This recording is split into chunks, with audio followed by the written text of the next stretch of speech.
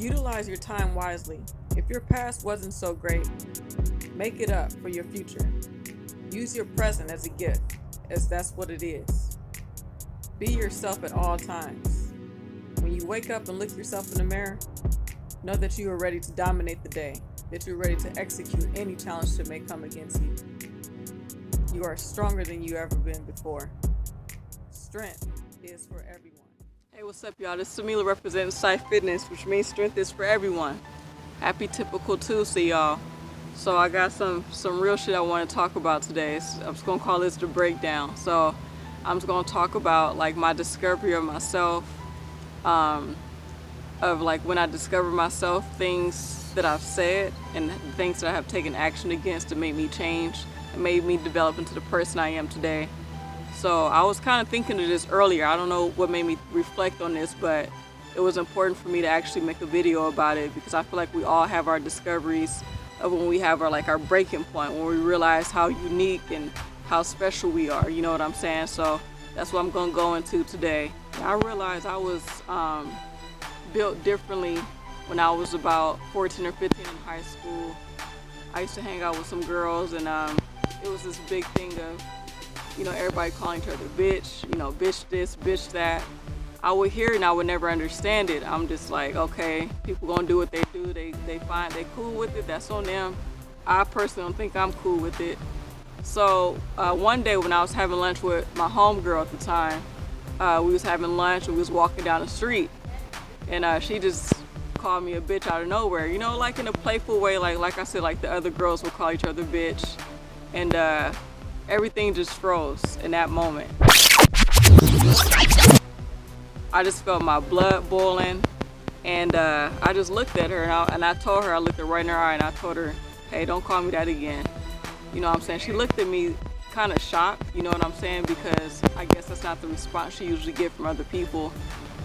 So yeah, after I said that, she respected me. We were still cool after that. But I guess we all have our points and things that we like and things we don't like. So for me, that was that's when I discovered that I was different. You know what I'm saying? At that young age, I realized that certain things I don't find as humorous or I don't find as friendly as other people do. That's when I knew I didn't fit in, y'all. And that's when I discovered that at around 14 or 15. You know, I was raised in a household where mom was queen, me and my sisters was the princess, and my brother was the prince, my dad was the king. So, you know, to hear words like bitch, I'm not used to that. You know what I'm saying? Like my dad wouldn't call my mom nothing like that. I never heard it. Honey, sweetheart, love, and, you know, baby face, baby cake, whatever he said, it was something like beautiful, you know what I'm saying? So I just didn't find any humor in being called, you know what I'm saying? I was more serious than my classmates were. I didn't feel like I fit in with people because they were talking about bullshit and I was talking about, like, you know, like how the teachers are not teaching us anything. I was more on some more serious political shit and everybody was like goofing off. Don't get me wrong, I was a goofball too, but at the same time, like when it came down to discussions, I always wanted to talk about something that was important, something I was passionate about, you know what I'm saying? I don't fit in with this generation. It's crazy. I don't really know how to describe it to y'all, but I just felt I didn't fit in, you know? So I was just like an outcast.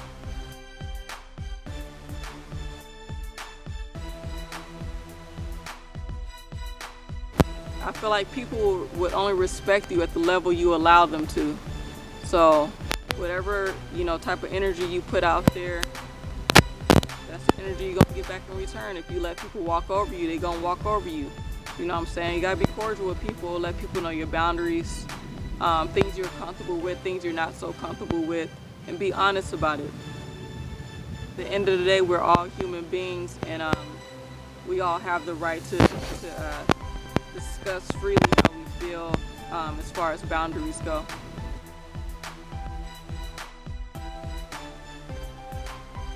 You know, most people my age get excited about clubs, you know what I'm saying, having a drink, having a smoke, and that's some things I'm just not excited about. And it's not to throw shade at anybody else and how they like to use their free time. It's just something I'm not you know what I'm saying, excited about, if you will.